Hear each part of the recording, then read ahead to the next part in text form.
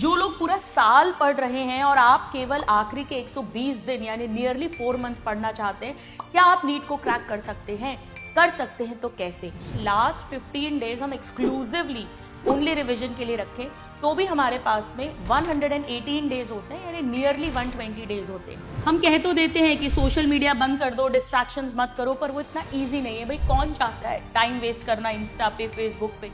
कौन चाहता है वो रील्स पर यूं यूं हाथ घुमाना, सोचना कि 5 मिनट देखूंगा और 2 घंटे निकल गए? ये चीज 24 घंटे 7 दिन फॉर 120 डेज मेंटेन करना is not a joke. Hello मेरे सभी नादान परिंदों, कैसे हैं आप लोग? मैं हूं डॉक्टर आकांक्षा अग्रवाल, आपकी गुरुमा। और आज हम बात करेंगे, काफी सारे स्टूडेंट्स मैसेजेस करते हैं कि मैम अब नियरली 120 डेज बचे हैं और क्या हम अभी भी नीट क्रैक कर सकते हैं? काफी सारे स्टूडेंट्स हैं जिनका बहुत सारा बैकलॉग हो गया है या किसी भी कारण से सीरियस नहीं हो पाए थे, कहीं कहीं लैकुनाज है, रिविजन प्रॉपरली नहीं हो पा रहा है। और कुछ स्टूडेंट्स ऐसे भी हैं जो अभी जागे हैं, अभी सिंसियर हुए हैं, but still they have the fire in them कि हमें नीट क्रैक करना है, या उन्हें सही टीचर्स अभी मिल पाए हैं, कहीं कोर्स में फंस गए थे, अटक गए थे, वेरियस रीजंस हैं। तो आइए इस वीडियो में हम यही बात करेंगे। सबसे पहले तो क्या 120 डेज में प्रैक्टिकली पॉसिबल है नीट क्लियर करना? मैं केवल टोटली प्रैक्टिकल बात आपसे करूंगी। देखिए स्टूडेंट्स, पहली बात तो मैं ये आज 18 दिसंबर को रिकॉर्ड कर रही हूं आपके लिए। मैं मानती हूं कि आपने ये कल भी देखा, तो भी आपके पास में अगर हम 15 अप्रैल तक टारगेट लेके चले, लास्ट 15 डेज हम एक्सक्लूसिवली ओनली रिवीजन के लिए रखें, तो भी हमारे पास में 118 डेज होते हैं यानी नियरली 120 डेज होते हैं। अब क्या इसमें पॉसिबल है? Can I crack? Can I crack? The answer is yes, definitely. Next question बनता है, how can I crack? How can I crack? जो लोग पूरा साल पढ़ रहे हैं और आप केवल आखिरी के 120 दिन यानी नियरली 4 मंथ्स पढ़ना चाहते हैं, क्या आप नीट को क्रैक कर सकते हैं? कर सकते हैं तो कैसे? देखिए स्टूडेंट्स, यहां पर हमें कुछ बातों का बहुत ध्यान रखना पड़ेगा। जैसे सबसे पहला आयाम जो होगा इसमें, वो होगा अब आपको रेगुलरली पढ़ना पड़ेगा, यानी कंसिस्टेंसी मेंटेन करनी पड़ेगी। यानी स्टूडेंट्स, अब आप एक भी दिन और ये नहीं कह सकते हो कि फिर आप 10 दिन बाद पूछो कैन आई क्रैक नाउ, फिर आप 20 दिन बाद पूछो कैन आई क्रैक नाउ। नहीं, नाउ मतलब नाउ, ये पहला स्तंभ है। अगर आप रेगुलर कंसिस्टेंटली पढ़ने के लिए तैयार हैं तो बिल्कुल 120 दिन में क्रैक होगा। मैं पूरी स्ट्रैटेजी बायोलॉजी की बताऊंगी, उसी तरह की स्ट्रैटेजी आप फिजिक्स केमिस्ट्री में भी अप्लाई कर लीजिएगा। नंबर 2, अब आप रैंडम स्टडीज नहीं कर सकते हो, आपको प्लान्ड वे में यानी फोकस्ड स्टडी करनी पड़ेगी। जी हाँ, अब आप 10 जगह से एक ही टॉपिक नहीं पढ़ सकते, इतना टाइम नहीं है। यानी आपको यहां पर 1 चैप्टर 1 टीचर स्ट्रैटेजी फॉलो करनी पड़ेगी। जो मैं हमेशा कहती हूं, मेरे तो गिरधर गोपाल दूसरों ना कोई, अब आपको लगाना पड़ेगा। आप 10 जगह की टेस्ट सीरीज नहीं दे सकते हैं। एक ही चैप्टर पता पड़ा आपके ऑफलाइन ऑनलाइन क्लास में पढ़ा है, उसी का 1 शॉट आ रहा है तो आप वो देखने लग गए, फिर कोई दूसरे प्लेटफॉर्म पर आ रहा है वो देखने लग गए। नहीं, आपको एक चैप्टर एक टीचर से पढ़ना है, जहां से भी आपने अभी तक पढ़ा है, आप कंफर्टेबल हैं, और उन्हीं को पूरा फॉलो करना है। या अगर आप सेल्फ स्टडी कर रहे हैं तो जो भी आपके नोट्स हैं, बेटा ये बहुत जरूरी है कि अब भटकाव नहीं, क्योंकि अब सभी प्लेटफॉर्म्स पर इंक्लूडिंग पीडब्ल्यू, ऑफलाइन ऑनलाइन बहुत सारी सीरीज स्टार्ट होंगी। वो सब आपकी हेल्प के लिए हैं। बट ऐसा तो नहीं होता ना कि हम शादी में जाते हैं, बुफे लगाए तो हम सब कुछ खा ले। भाई पेट तो अपना है, हेल्थ तो अपनी खराब होगी, तो हम वही खाते हैं जो हमें पसंद होता है और जिसकी हमें जरूरत होती है। ऐसे उस बुफे में से आपको पिक करना है कि क्या देखना है और क्या नहीं देखना, क्योंकि आपके पास टाइम नहीं है वेस्ट करने के लिए। नंबर 3, अब आप केवल एनसीईआरटी स्ट्रिक्टली पढ़ेंगे। एनसीईआरटी स्ट्रिक्टली बेस्ड स्टडी होनी चाहिए।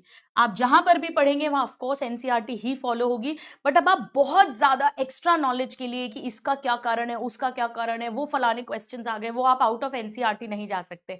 एनसीईआरटी कर लोगे, बायो में 340 प्लस की मैं गारंटी देती हूँ। इसके अलावा आपको करने होंगे प्रीवियस ईयर क्वेश्चंस, बहुत पुराने 30-30 साल के नहीं करने हैं, 2008 से लेके 24 तक करने हैं, पर बेटा इन्हें अंडरस्टैंड करके करना है, केवल रटना नहीं है। और जिन टॉपिक से आया है टॉपिक भी अंडरस्टैंड करना है बेटा, क्योंकि एक ही टॉपिक से एक बार एक पार्ट पे क्वेश्चन आ गया, नेक्स्ट टाइम नेक्स्ट पार्ट पे क्वेश्चन आ गया।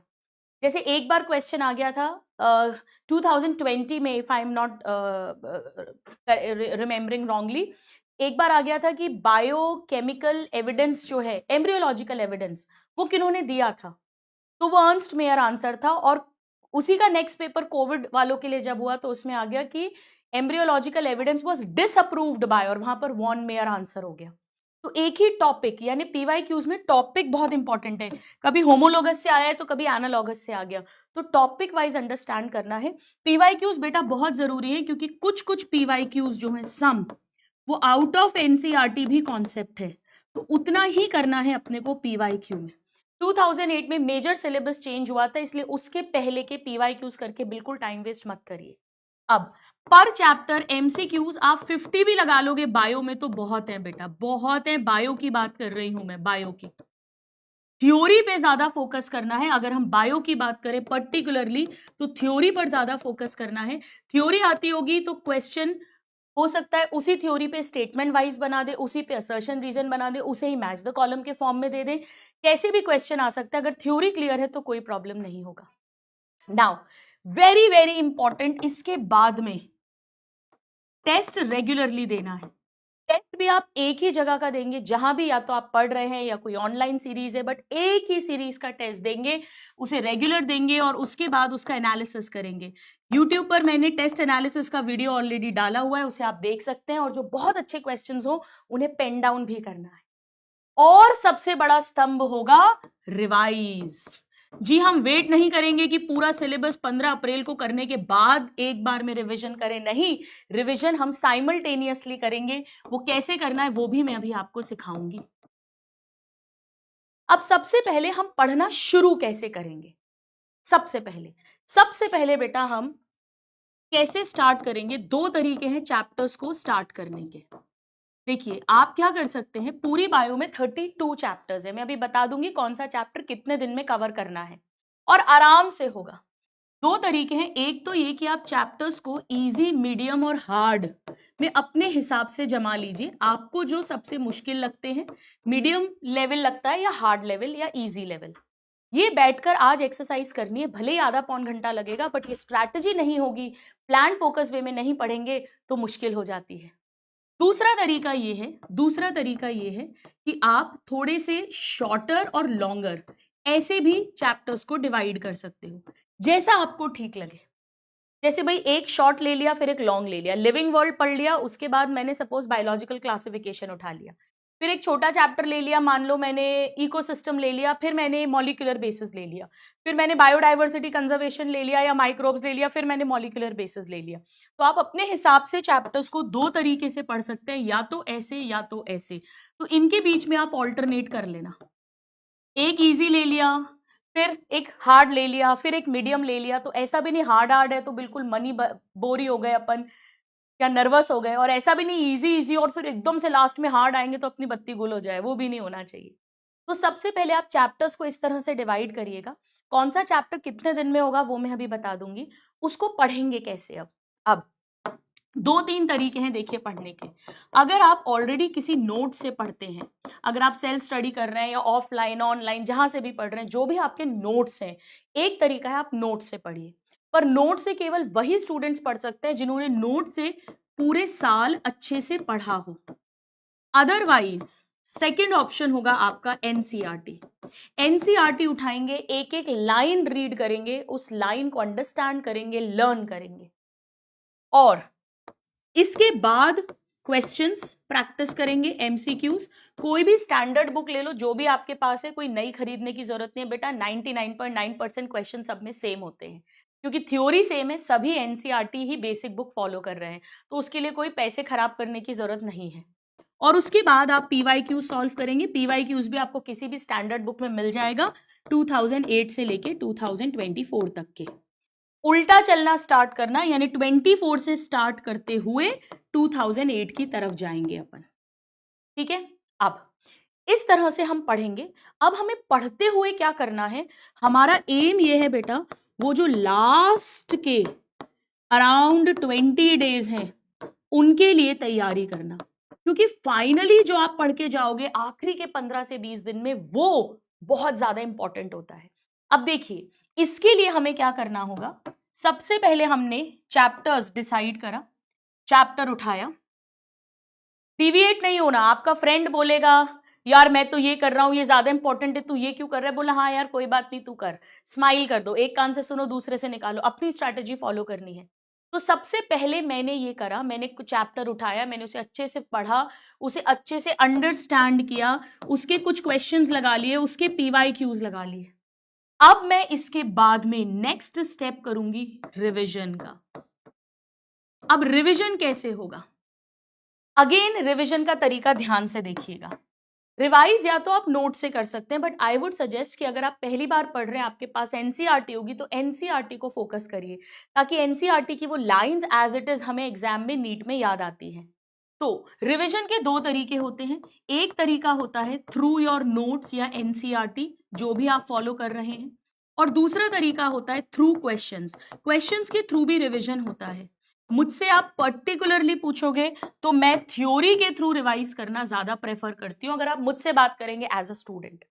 अब रिवाइज कैसे करेंगे, सपोज करो कि आज मैंने ह्यूमन रिप्रोडक्शन में मेल रिप्रोडक्टिव सिस्टम और स्पर्मेटोजेनेसिस पढ़ा है, तो मैं जब कल, ध्यान से सुनना, जब मैं कल फीमेल रिप्रोडक्टिव सिस्टम पढ़ूंगी तो मैं पहले इस मेल रिप्रोडक्टिव सिस्टम को रिवाइज करूंगी, यानी नेक्स्ट डे मैं रिवाइज करूंगी, फिर मैं फीमेल रिप्रोडक्टिव सिस्टम पूरा पढ़ूंगी, फिर अगले दिन जब मैं फॉर एग्जांपल मेंस्ट्रुअल साइकिल पढ़ूंगी तो मैं फीमेल रिप्रोडक्टिव सिस्टम को रिवाइज करूंगी। यानी नेक्स्ट डे आप लास्ट डे का या रिवाइज करेंगे, यानी उसे कहेंगे वन डे, डे 1 पर रिविजन होगा।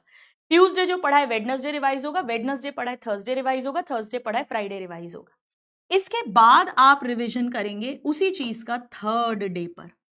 फॉर एग्जाम्पल ट्यूसडे जो पढ़ा है उसे वेडनेसडे रिवाइज करा, थर्सडे करने की कोई जरूरत नहीं है डे 2 पे, फिर आपने उसे फ्राइडे रिवाइज करा, और फिर आप उसे 7 डेज बाद रिवाइज करेंगे। बहुत ही फेमस टेक्निक है 1-3-7। मैं पर्सनली क्या करती हूं, मैं फर्स्ट डे रिविजन करती हूं, मैं अपने पोस्ट ग्रेजुएशन MS में क्या करती थी वो आपको बता रही हूँ। फर्स्ट डे रिवाइज करती हूँ, प्री PG की प्रिपरेशन के टाइम ये मैंने सीखा था। थर्ड डे रिवाइज करती हूँ, और फिर मैं संडे रिवाइज कर लेती हूँ। मैं संडे रिवाइज कर लेती थी, यानी मैं संडे को बेटा पूरे वीक का रिविजन कर लेती थी। पूरे वीक का रिविजन मेरा संडे को फिक्स था।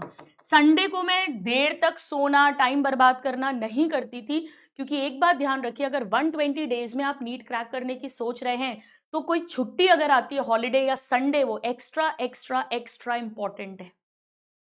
तो जो मंडे पढ़ा है मैंने उसे ट्यूसडे रिवाइज करा, वेडनेसडे जरूरत नहीं है, थर्सडे रिवाइज करा और संडे रिवाइज कर लिया। इसी तरह जो ट्यूसडे पढ़ा है उसे वेडनेसडे रिवाइज किया, थर्सडे की जरूरत नहीं, फ्राइडे रिवाइज करा और संडे रिवाइज कर लिया। तो मैं पूरे वीक का वीकली रिविजन भी करती जा रही हूं। अब यहां एक और बात हम बहुत ध्यान से सुनेंगे, जब आप रिविजन करेंगे, जब आप फर्स्ट टाइम रिवीजन करोगे, जैसे आपने ट्यूसडे को पढ़ा, आपने वेडनेसडे को रिवाइज किया, बेटा अगर आपने ट्यूसडे अच्छे से पढ़ा है, समझा है, जोर जोर से बोलकर याद करा है, तो जब आप वेडनेसडे रिवाइज करोगे आपको 80% याद आएगा। कुछ चीजें जो आपको कंफर्म आती होंगी, जैसे टेस्टिस जो हैं they are present outside abdominal cavity, क्योंकि 2 से 2.5 डिग्री सेल्सियस टेम्परेचर कम होता है, which is needed for spermatogenesis, आपको रटा हुआ है। बट कुछ पॉइंट्स हैं जहां आपको कंफ्यूजन होगा या याद नहीं आएंगे, उसे आप एक स्टार लगा लेंगे, एक स्टार लगा लेंगे।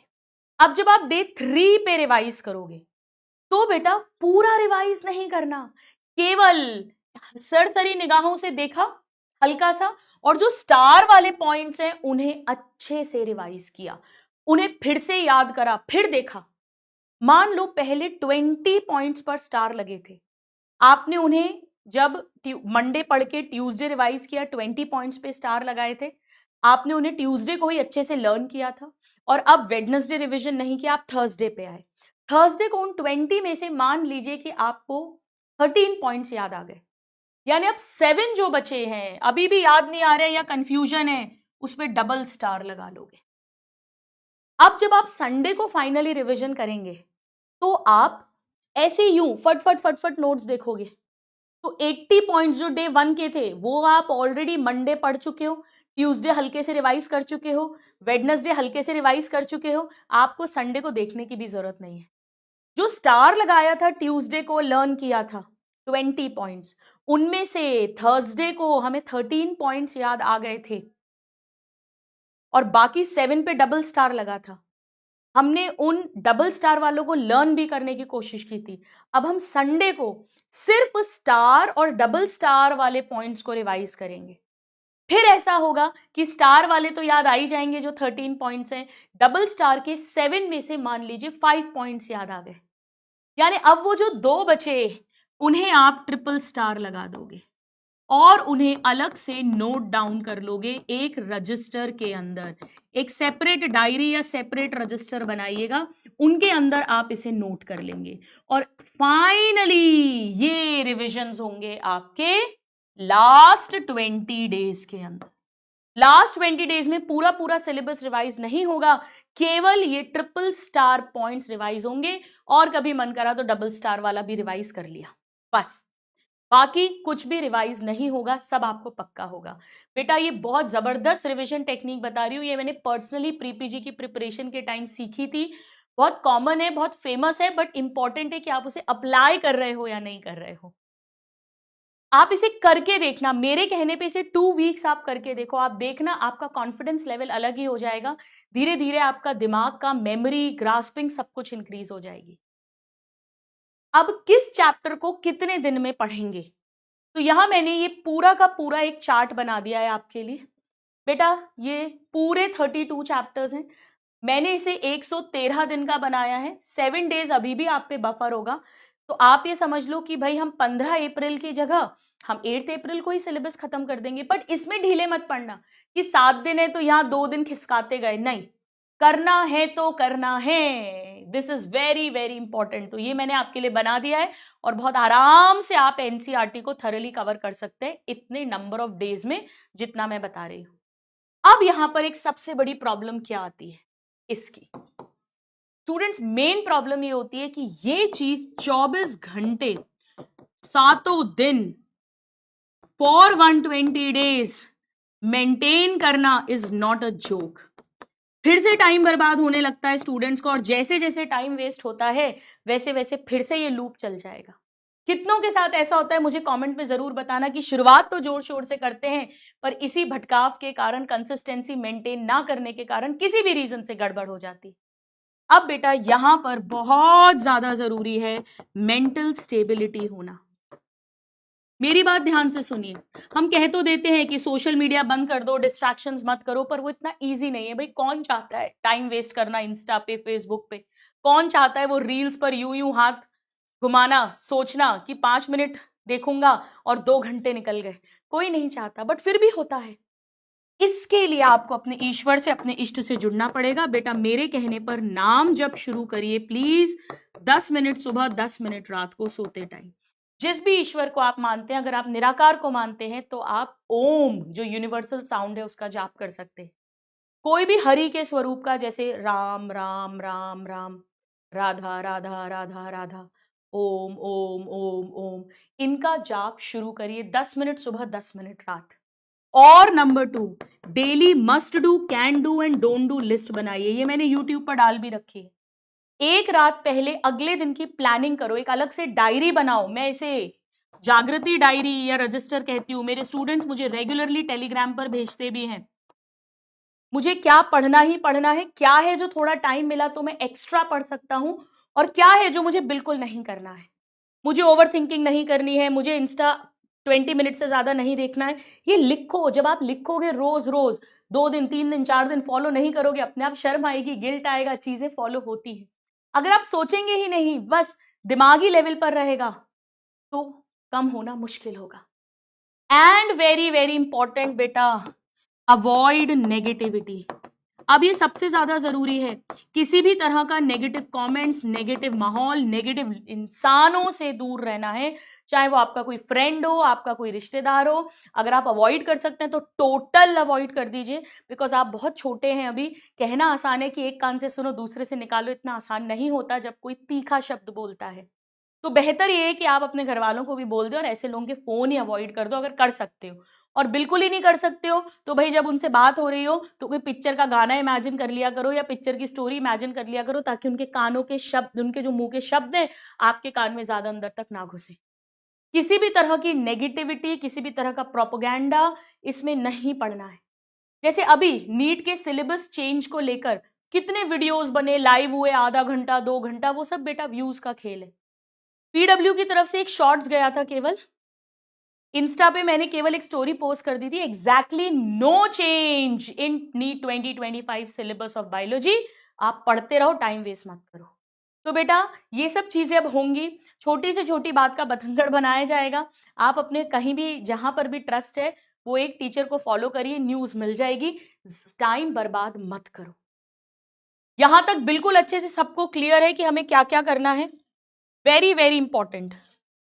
अब इसके बाद एक चीज मुझे आपको और बतानी थी स्टूडेंट्स, आपको रिवीजन के लिए एक चीज और बहुत हेल्प कर सकती है, और वो है CW के ऊपर हमने पॉडकास्ट डाले हुए हैं।